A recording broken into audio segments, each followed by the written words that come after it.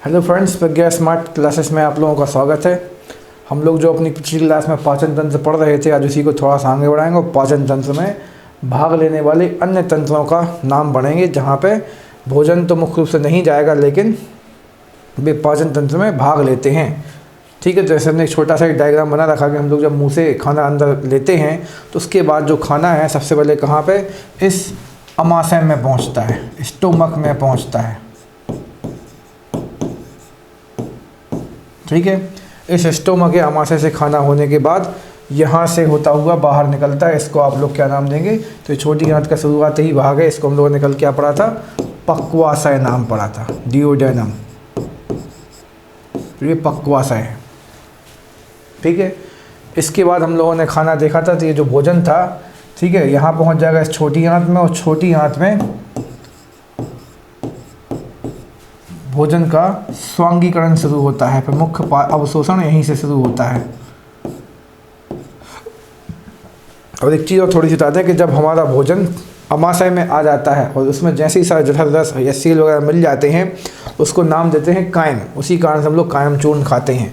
और छोटी आंत में खाना इस प्रकार से ऐसा होने के बाद सबसे आखिरी में कहाँ पहुँचता है, इस बड़ी आंत में। बड़ी आंत में शुरुआत उसकी यहाँ से होती है, तो बड़ी आंत में खाना जो है ऐसा होता हुआ इस प्रकार से फिर इस एनस या गुदादार के द्वारा कहाँ निकल जाता है, बाहर निकल जाता है। इसको आप बोलेंगे बड़ी आंत।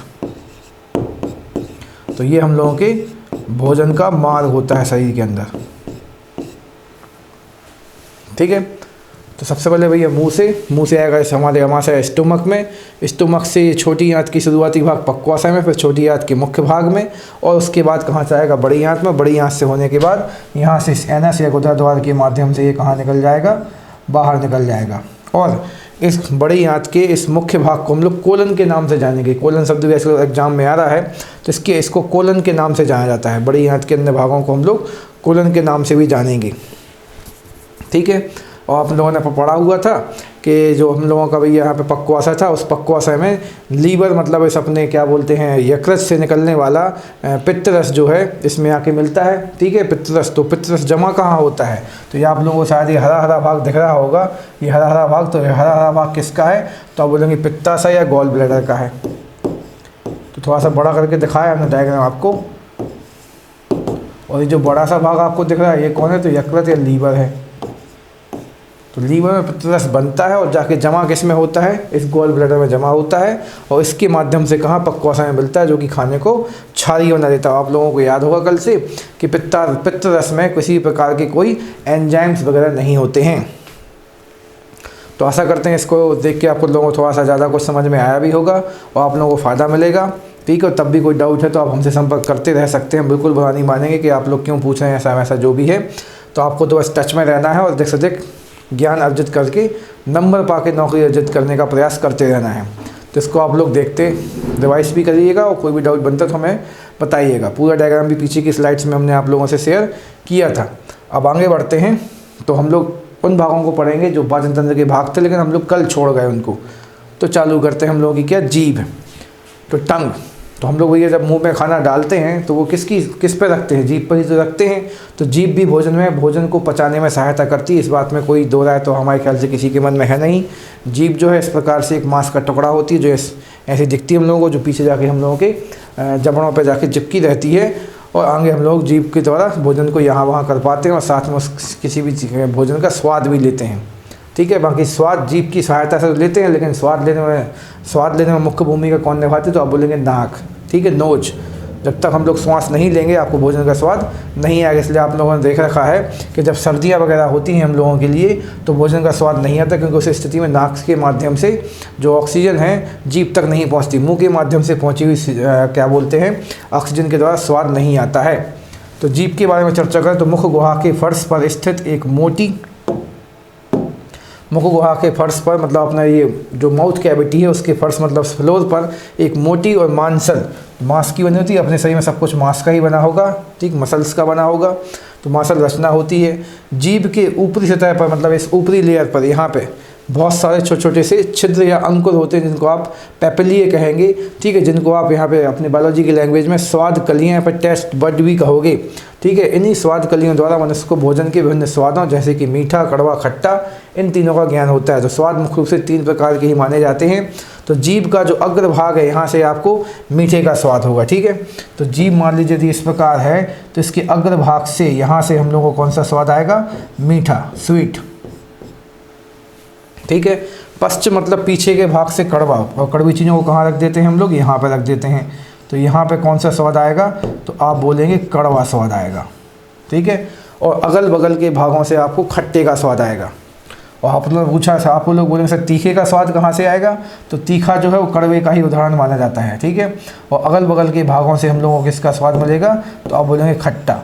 और नमक भी मोस्टली कैसा माना जाता है, खट्टा माना जाता है। तो नमकीन स्वाद भी आपको यहीं से मिलेगा। फिर कुछ किताबें लिख देती हैं कि बीच वाले भाग से इस वाले भाग से नमकीन आएगा, बाकी नमक को भी खट्टा मानते हैं। नमक एक सॉल्ट है, लवण है, ठीक है, और वो भी खट्टे जैसा बिहेवियर कर सकता है।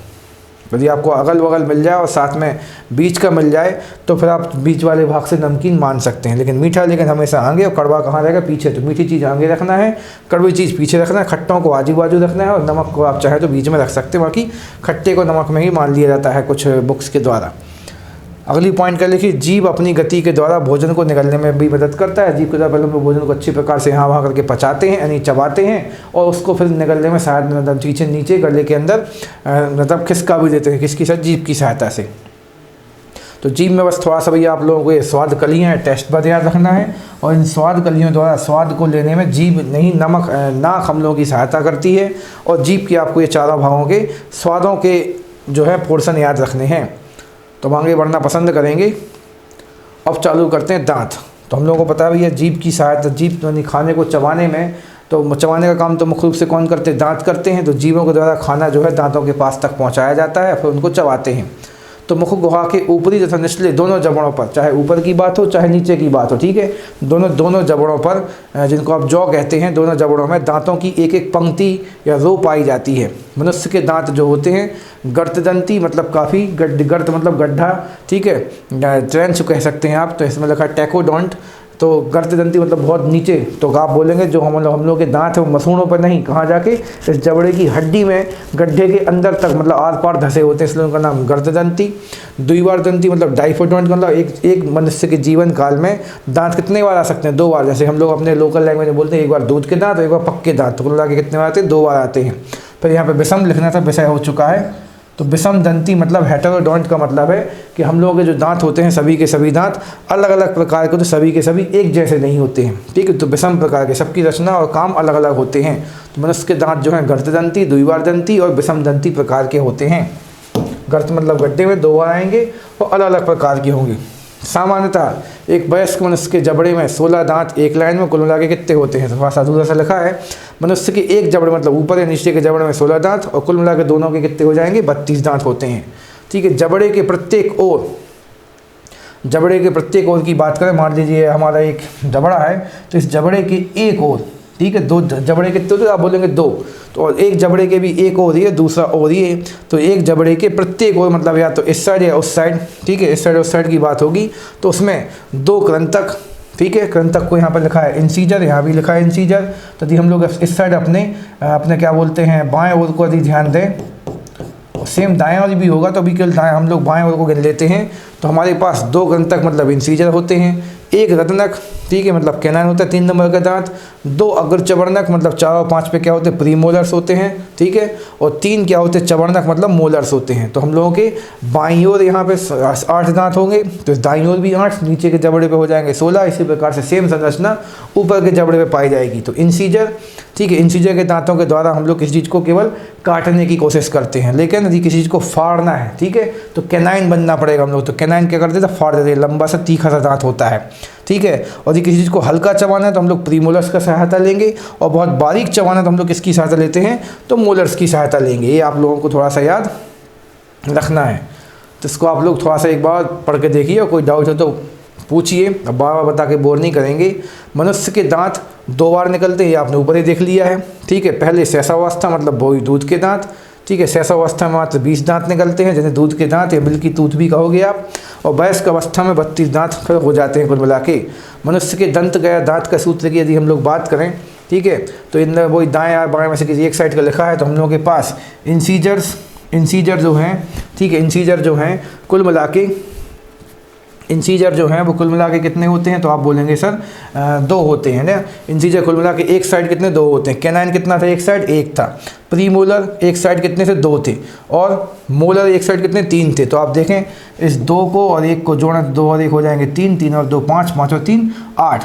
तो हम लोगों के दाईं ओर ये मान लीजिए ये सूत्र जो लिखा है ये किसके लिए लिखा है, तो आप मान लें दाईं ओर के लिए लिखा है, ठीक है। ऊपर वाला दाएं के लिए है, अपने राइट हैंड साइड के लिए, नीचे वाला मान लीजिए किसके लिए, बाएं के लिए है, एक ही जबड़े के, ठीक है। तो मनुष्य का जबड़े के लिए दांत का सूत्र क्या है, तो दाईं ओर कितने हो जाएंगे 8, बाईं ओर भी कितने हो जाएंगे 8। तो एक जबड़े में हो जाएंगे 16 और दोनों जबड़ों में लाके कितने हो जाएंगे 32।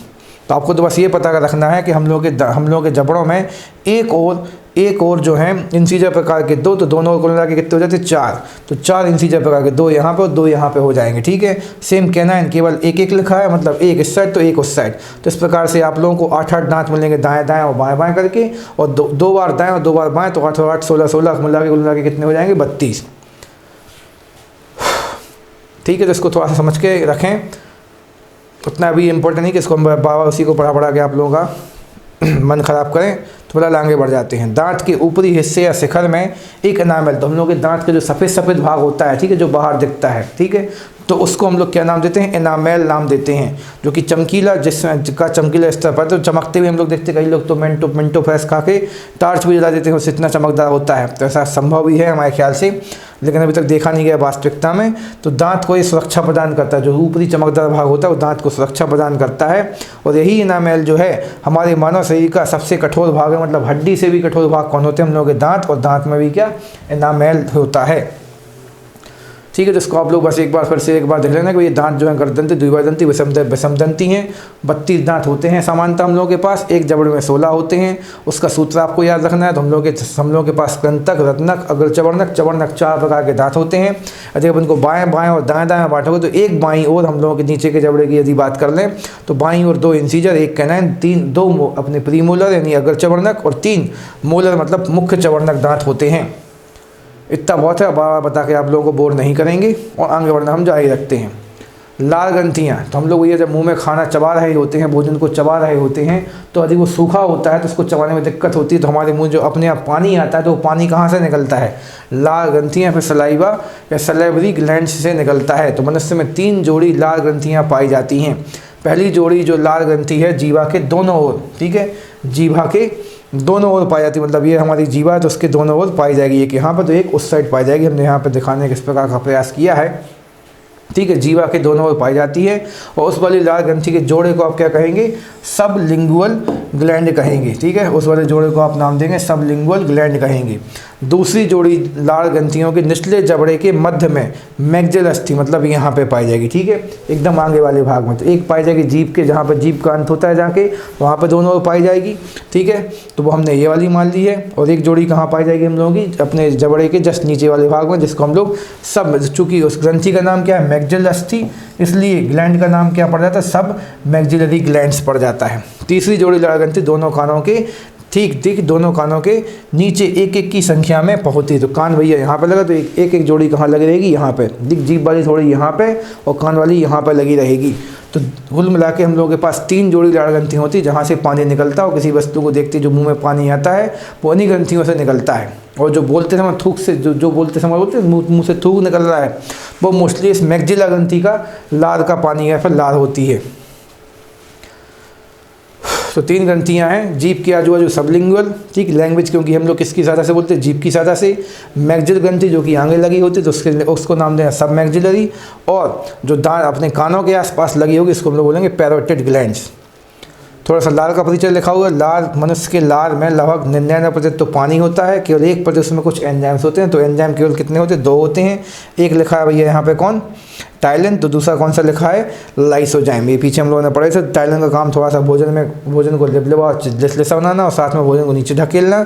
और लाइसोजाइम का काम क्या था, तो आप बोलेंगे सर भोजन में उपस्थित जीवाणु या फिर कीटाणुओं को नष्ट करना, ताकि भोजन जो है पेट में जाके किसी प्रकार की कोई बीमारी वगैरह ना पैदा करे। तो लाल ग्रंथियों को भी आसानी से समझ सकते हैं।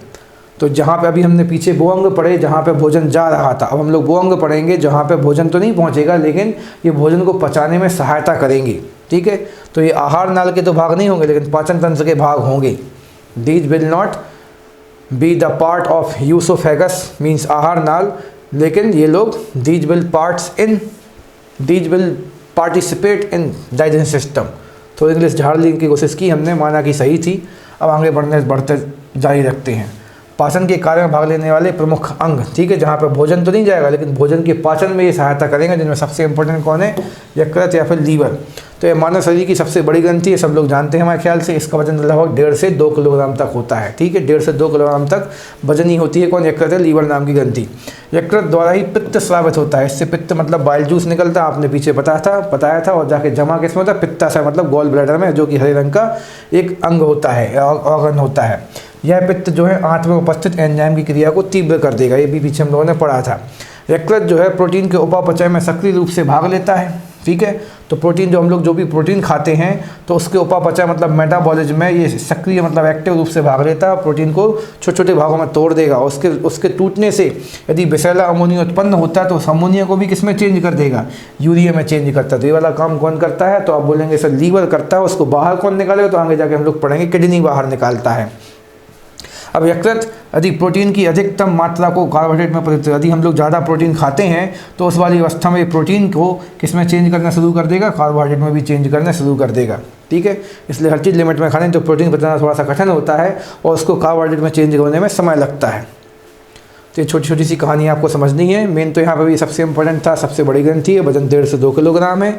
और ये प्रोटीन को जब पचाता है तो उस समय अमोनिया को किस में चेंज करने की कोशिश करना पड़ती है, उसको यूरिया। हम बता दें फिर से, अमोनिया का मतलब भी नाइट्रोजन है और प्रोटीन का भी मुख्य घटक क्या होता है, नाइट्रोजन होता है। इसलिए यहाँ पे अमोनिया उत्पन्न होगा और उसे किस में चेंज करना पड़ेगा, यूरिया में उसको चेंज करना पड़ेगा, क्योंकि अमोनिया जो है विषैला होता है, यूरिया अपेक्षाकृत विषैला नहीं होता है या फिर कम विषैला होता है।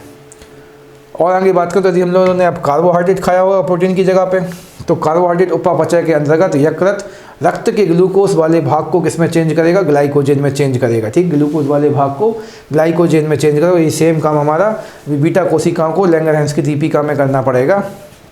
तो लीवर की सहायता हम बोल लेंगी। तो हम लोगों को बस देखिए ये याद रखना है कि कार्बोहाइड्रेट पचाते समय जो लीवर है ग्लूकोज को अपने ब्लड के ग्लूकोज को किसमें चेंज करता है, ग्लाइकोजेन में चेंज करता है, जिससे ब्लड में ग्लूकोज की मात्रा स्थिर बनी रहती है, ठीक है, जिससे ब्लड में ग्लूकोज की मात्रा स्थिर बनी रहती है। अगला पॉइंट क्या है, भोजन में वसा की यदि कमी हो जाएगी, ठीक है। यदि हम लोग कम तेल वाला खाना खा रहे हैं, कम घी वाला खाना खा रहे हैं, तो भोजन में वसा की कमी होने पर यकृत कार्बोहाइड्रेट के कुछ भाग को किसमें भी चेंज करता है, वसा में चेंज करता है। जितने भी इमरजेंसी वाले वर्क हैं, यानी कि शरीर में किसी भी चीज़ की कमी होती है, अधिकता होती है, तो उन सबको मेंटेन करने का काम किसे करना पड़ता है, लीवर को। इसलिए उसका नाम ही क्या है, लीवर मतलब LIVE, लाइव मतलब जीवन, और ईयर मतलब जीवन में जीने वाला, जीवन को जीने वाला, जीवन को जीने जलाने वाला, ऐसा बोल सकते, लाइवर, बाकी उसको हम लोग लीवर पढ़ते हैं, ठीक है। तो वसा की कमी होगी तो भी बेचारा उसको वसा भी बना के देगा अपन लोगों को। फिर फाइब्रोनोजेन आप लोग समझते हैं, पीछे हम लोग रक्त जब पढ़े तो रक्त का थक्का जमाना, तो फाइब्रोनोजेन उसमें रक्त का थक्का जमाने में सहायता करता है। तो फाइब्रोनोजेन नामक प्रोटीन का उत्पादन भी यकृत या लीवर से ही होता है, जो रक्त के थक्का बनाने में मदद करता है, ठीक। इसी के विपरीत गुण वाला कौन सा, हेपेरिन या हेपेरिन तो नामक प्रोटीन का उत्पादन भी यकृत द्वारा ही होता है, जो शरीर के अंदर रक्त को जमने से रोकता है। ये शरीर रक्त के अंदर नहीं जमना चाहिए, गलत बोल रहा, रक्त को शरीर के अंदर नहीं जमना चाहिए। तो रक्त को शरीर के अंदर नहीं जमने से रोकने वाले नहीं जमना चाहिए, इस वाले काम में कौन भूमिका निभाता है, तो हेपेरिन भूमिका निभाता है। ये भी कहाँ बनता है, तो लीवर में ही बनता है।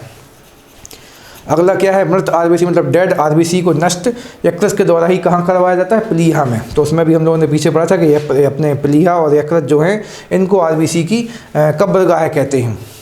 यकृत थोड़ी मात्रा में लोहा, तांबा और विटामिन को भी संचित करके रखता है। तो लीवर को सारी की सारी धातुओं को भी अपनी बात संचित करके रखना पड़ता है। जैसे हम लोग को पता है पालक चुकंदर वगैरह में काफ़ी अधिक मात्रा में लोहा पाया जाता है, लेकिन हम लोग कई बार सालों महीनों निकल जाते हैं, हम लोग पालक चुकंदर वगैरह नहीं खाते हैं, हम लोग तांबे के लोटे में पानी नहीं पीते हैं, तो हम लोग की बॉडी में इन चीज़ों की कमी ना होने पाए। इसलिए कभी भी यदि गलती से हम लोगों ने कुछ इन तांबे के लोटे में पानी पी लिया, पालक चुकंदर खा लिया, तो एक्स्ट्रा लोहा और तांबा अपने पास थोड़ा सा रखेगा, ताकि कभी शरीर में इनकी ज़रूरत पड़े तो आप यूज कर सकें, ठीक है। तो यकृत को सारे इमरजेंसी वाले काम करने पड़ते हैं, इसलिए अपनी बॉडी की सबसे बड़ी और सबसे बेस्ट ग्रंथि किसे मानते हैं, यकृत को मानते हैं, ना कि हृदय और मस्तिष्क को मानते हैं। शरीर के ताप को बनाए रखने में मदद भी करता है, ठीक है। तो शरीर के टेम्परेचर को भी बना के रखेगा ये, क्योंकि सभी धातु मातु देखो सब इसी के पास हैं, तो शरीर के ताप को भी बनाए रखने में मदद करता है। ये भी आपको इंपॉर्टेंट रूप से याद रखना है।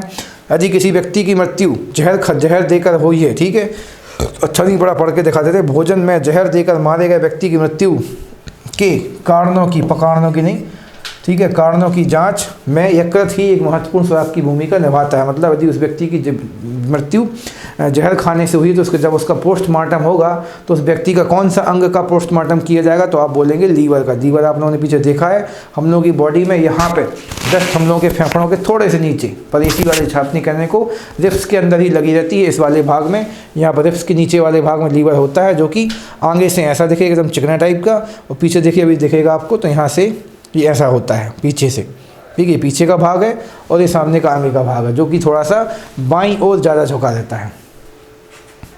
तो ये आप लोगों को समझ के चलना है। तो लीवर को सारे के सारे खतरनाक काम करने पड़ते हैं। तो जहर देकर मारे गए व्यक्ति के लिए भी हम लोग लीवर की जांच करेंगे। अब पित्ताशय या गॉल ब्लैडर की बात कर लें तो ये हरा रंग का जो आप लोग देख पा रहे हैं यहाँ पे, ये हरे रंग का लीवर से बाइल जूस निकल रहा है और जाके किस में भर जा रहा है, हमारे इस गॉल ब्लैडर में भरा जा रहा है। तो पित्ताशय जो है नाशपाती के आकार की एक थैली होती है, छोटी सी सैक होती है, ठीक है, जिसमें यकृत से निकलने वाला पित्तरस या बाइल जूस जमा होता है, बनता नहीं है। पित्ताशय से पित्त पक्वाशय में, ठीक है, पित्ताशय से पित्त जो है पक्वाशय में पित्त नलिका के माध्यम से, जो आपको जो हरी हरी नलियाँ दिख रही हैं, पित्त नलिका मतलब बाइल ट्यूब कहलाएंगी, तो कुछ खास नहीं है। और पित्त का पक्वाशय में गिरना एक प्रतिवर्ती क्रिया, रिफ्लेक्स एक्शन है, मतलब जैसे ही अपने लीवर के अंदर दबाव बढ़ता है तो अपने आप ही उस अपने क्या बोलते हैं, इस पित्तरस को वो कहाँ छोड़ देती है, नीचे पित्ताशय में छोड़ देती है। इस वाली क्रिया को हम लोग प्रतिवर्ती, मतलब अपने आप ही होता है, रिफ्लेक्स एक्शन, ठीक है, के द्वारा होता है। पित्त जो है पीले हरे रंग का, तो आपको मैंने हरे रंग को ध्यान रखना है क्योंकि पित्ताशय का रंग भी कैसा हमने दिखाया आपको, हरा दिखाया है। तो पित्ताशय का रंग जो है हरे रंग का होता है और ये क्षारीय मतलब एल्कलाइन नेचर का है, जिसका pH 7.7 लिखना है यहाँ पे, है ना। 77 तो कुछ ज़्यादा अजीब सा हो जाएगा क्योंकि फिर आप लोगों को पता है pH की वैल्यू 0 से कम नहीं होती, 14 से अधिक नहीं होती, है ना। तो 7.7 होता है। पित्त में जल की मात्रा कितनी, 85%। पित्त बढ़ना मतलब पिगमेंट कलरेंट कितने होते, केवल 12%, बाकी के अन्य तत्व होते हैं। तो गति ज़्यादा ही रखते हैं। और आगे बढ़ते हैं। अग्नाशय या पैंक्रियास क्या होता है, जिसको आप लोग अग्नाशय के नाम से भी जानते हैं। इससे अग्नाशय रस निकलता है, ये भी भोजन को पचाने में सहायता कर रहा था, हम लोगों ने देखा था कल। यह मानव शरीर की दूसरी सबसे बड़ी ग्रंथि है, ठीक है, दूसरी सबसे बड़ी यकृत थी, दूसरी बड़ी कौन थी, सेकंड लार्जेस्ट अपना जो ग्लैंड है वो कौन है, तो पैंक्रियास से अग्न्याशय अग्नाशय है। यह एक साथ अंतःस्रावी मतलब नलिका विहीन और बहिर्स्रावी मतलब नलिका युक्त दोनों प्रकार की ग्रंथि है। मतलब इससे हार्मोन भी निकलेंगे, एंजाइम भी निकलेंगे। सामान्यतः हम लोग की बॉडी से किसी एक ऑर्गन से या तो एंजाइम निकलते हैं, यहाँ पर हार्मोन निकलते हैं, लेकिन यहाँ से दोनों निकलते हैं। अंतःस्रावी ग्रंथियों से क्या निकलते हैं, तो आप बोलेंगे हार्मोन निकलते हैं, और बहिर्स्रावी ग्रंथियों से क्या निकलते हैं, तो आप बोलेंगे अपने एंजाइम्स निकलते हैं। तो ये दोनों काम करेगी एक साथ, ठीक है। तो एकमात्र ग्रंथि जो दोनों काम एक साथ कर लेती है। इससे अग्नाशय रस निकलता है, जिसमें 98 लिखना था, यहाँ पर 9.8 हो गया है, जिसमें 98% जल होता है और शेष भाग में थोड़े से लवण और एंजाइम होते हैं। यह भी क्षारीय होता है। हमने कल ही आपको बताया था कि केवल पेट के पास जो HCl था, बस वो बस क्या था, क्षारीय थे।